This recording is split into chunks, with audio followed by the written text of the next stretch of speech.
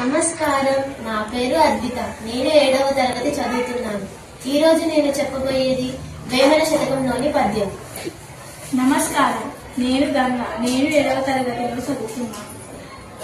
నిక్కమైన మంచి నీలం ఒకటి చాలు, తలుకు బెలుకు రాని కట్టేదేలా, చదవ పద్యమరే ఆ చాలదాయొక్కటి, విశ్వదాభిరామ వినురమేమా.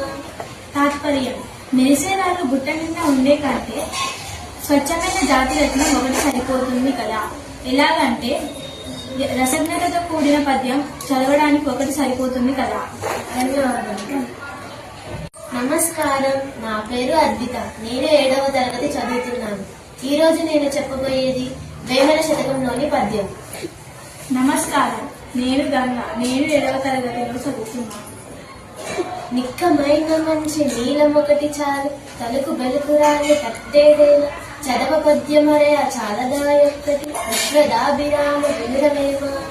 తాత్పర్యం: మెరిసేరాలు బుట్ట నిండా ఉండే కంటే స్వచ్ఛమైన జాతి రత్నం ఒకటి సరిపోతుంది కదా. ఎలాగంటే రసజ్ఞతతో కూడిన పద్యం చదవడానికి ఒకటి సరిపోతుంది కదా. ధన్యవాదాలు.